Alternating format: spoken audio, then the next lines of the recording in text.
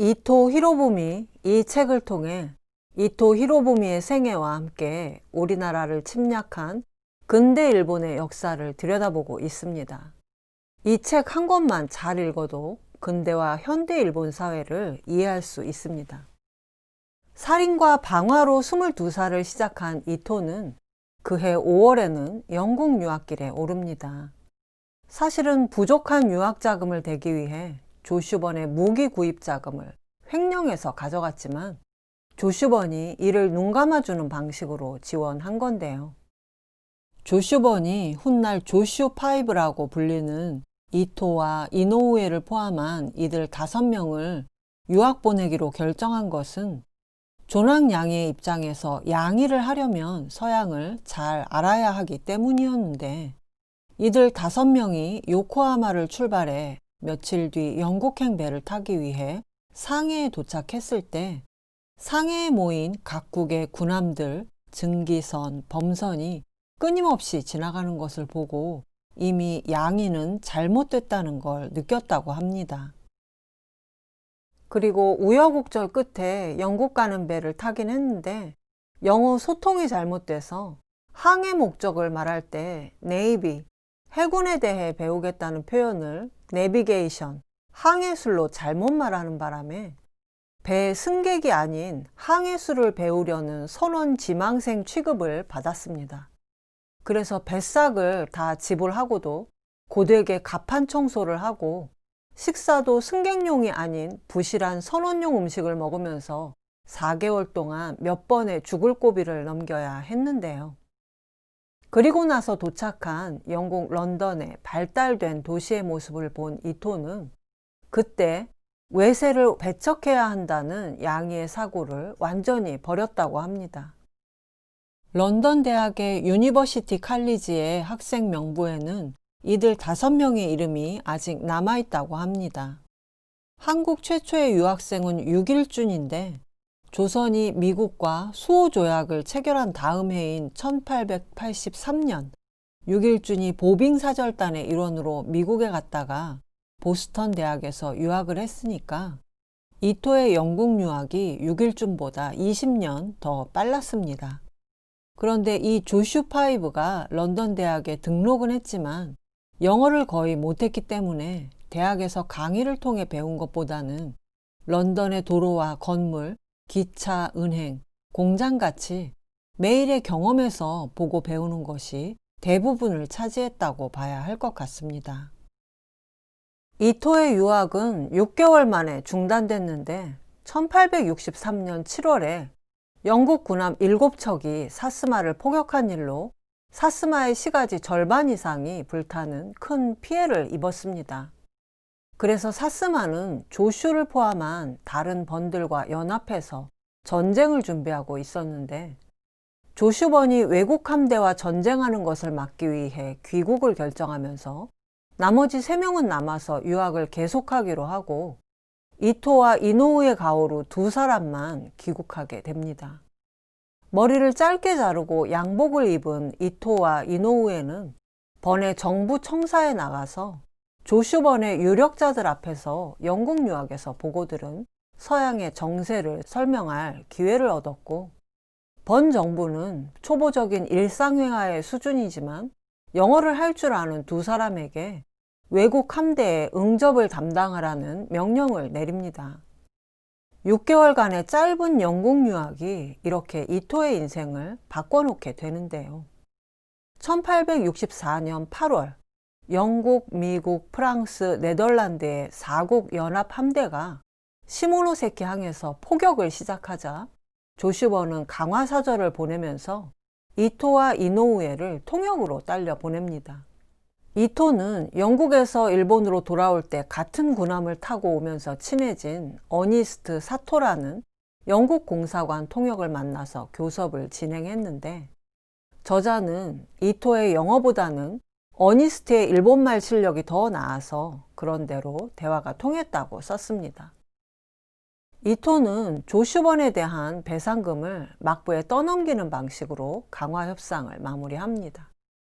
그리고 그해 12월에 이토는 조슈번 내에서 벌어진 쿠데타에 참가하는데요.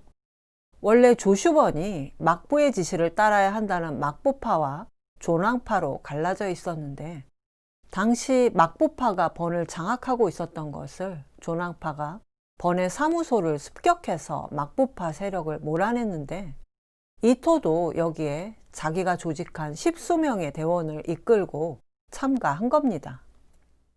이때 조슈번의 기병대도 여기 참가했는데, 당시 기병대는 하급무사는 물론 농민, 상인, 어민을 출신을 따지지 않고 모두 받아주고 평등하게 대하고 신분과 상관없이 공적에 따라 상을 주는 당시로서는 매우 기이한 부대라고 해서 기병대라고 했는데, 이 기병대가 얼마 후에는 조슈번 육군의 근간이 됐고, 명성황후 시해 사건을 지휘한 미우라 고로가 바로 이 부대 출신입니다. 조슈에서 막부파를 몰아내자 이토가 시종으로서 모셨던 기도 다카요시가 번의 정책을 주도하는 요직을 맡게 되는데, 이 일을 괘씸하게 여긴 막부가 조슈 정벌을 준비합니다.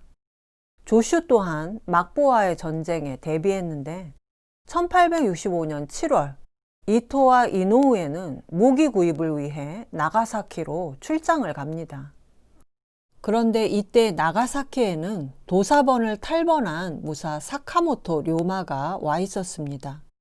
당시에도 일본은 번과 번 사이를 왕래할 때 반드시 번주가 허락한 통행증을 받아야 했는데, 통행증을 받지 못한 사카모토 료마가 탈번을 감행해서 사스마번과 조슈번의 연합인 사초 동맹을 성사시키기 위해 나가사키에 머물고 있었습니다. 료마는 막부를 무너뜨리고 일본을 근대국가로 만들기 위해서는 두 번 사이의 연대가 필수적이라고 설득해서 조슈의 기도 다카요시와 사스마의 실력자인 사이고 다카모리의 회담 날짜가 잡혔는데, 그런데 사이고가 갑자기 상경하면서 회담이 무산됩니다. 그러나 사카모토 료마는 단념하지 않고 이렇게 말합니다. 막부군에게 대항하려면 총과 기선이 필요하다. 그러나 외국 상인들은 반막부파인 조슈의 물건을 팔지 않을 것이니 사스마의 명의로 대신 구입해달라고 부탁해보라. 구입에 동의하느냐에 따라 사스마의 의사를 확인할 수 있다. 사스마가 무기 구입에 동의하면 조슈가 사스마를 신뢰할 수 있는 근거가 되기 때문에 기도 다카요시가 이토와 이노우에를 나가사키로 보낸 건데요. 이토와 이노우에는 나가사키에서 사스마의 명의를 빌려 소총을 구입하고 군함 2척에 구입 계약을 합니다.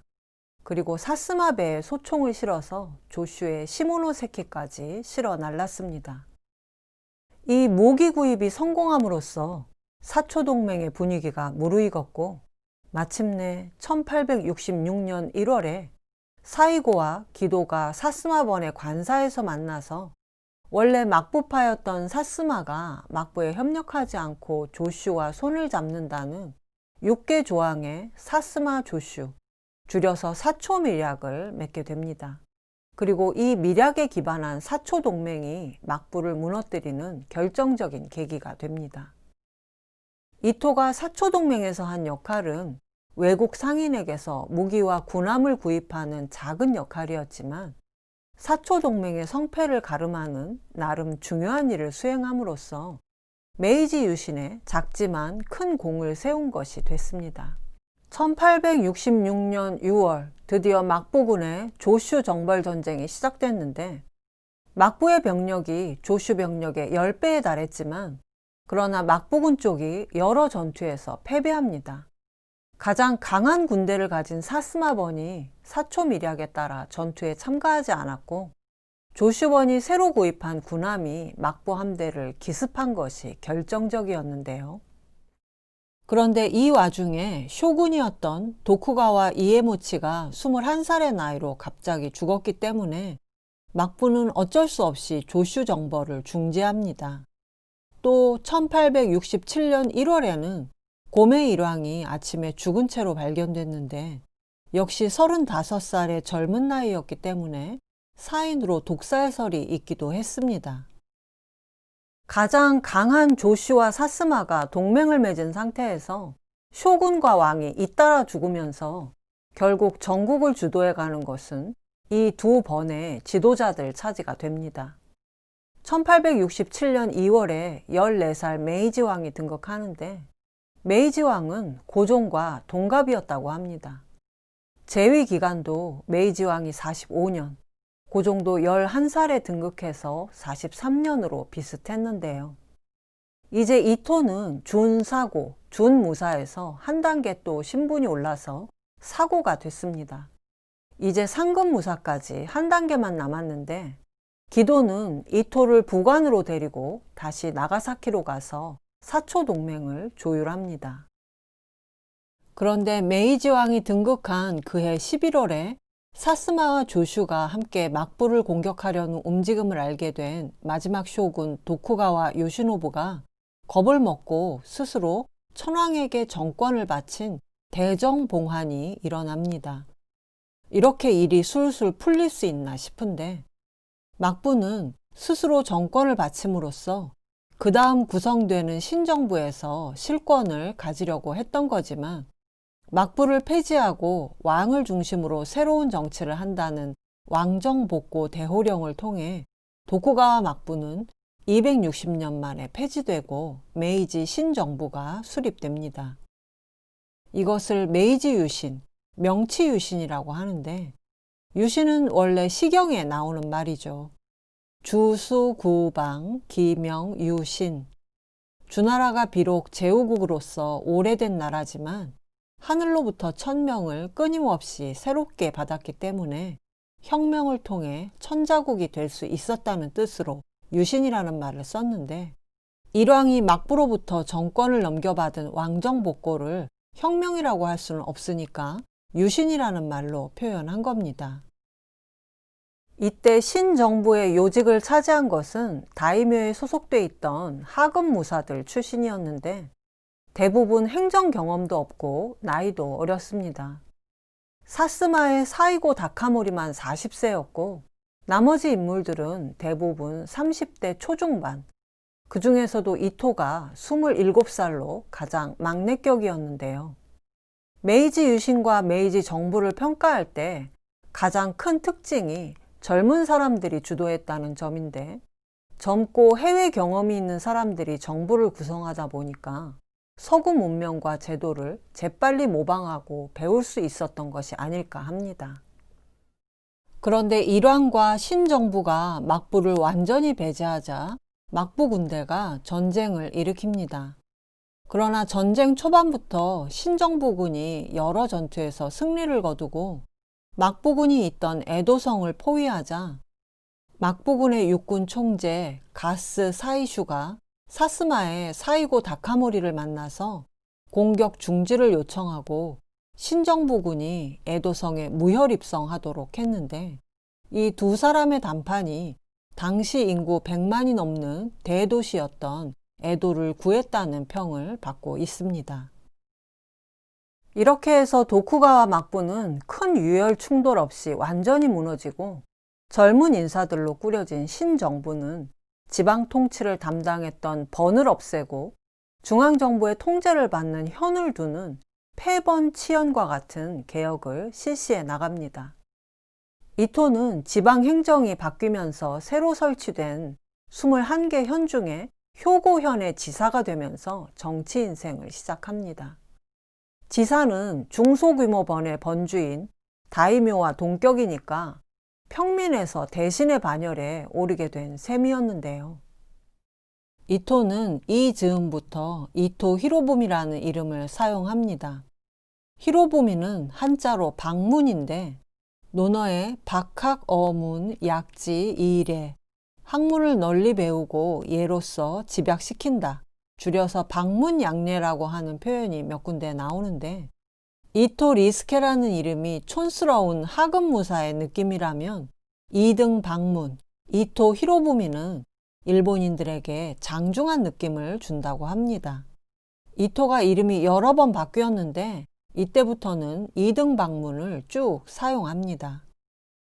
일본이 큰 유혈 충돌 없이 젊고 개혁적인 정부를 만들어서 근대를 맞이한 것이 우리로서는 부러운 일인데, 그러나 일본이 자랑하는 메이지 유신과 전도 유망한 젊은 메이지 정부는 일본을 제국주의로 나아가게 함으로써 전 세계를 전쟁으로 몰아넣었고 결국 일본을 패망으로 이끌었습니다. 조선 왕조가 순종으로 끝난 것처럼 사실상 일왕의 권위도 1945년 패전과 함께 완전히 끝난 것이죠. 일본이 군국주의로 치달을 수 있었던 기반을 만들어준 것이 메이지 헌법인데, 이 메이지 헌법의 기초를 만들고 감수까지 한 사람이 바로 이토 히로부미였습니다. 이어서 3부에서는 내전까지 일으킨 일본 정한론의 뿌리를 알아보고, 그리고 4부에서는 이토가 만든 메이지 헌법의 실체를 들여다보겠습니다.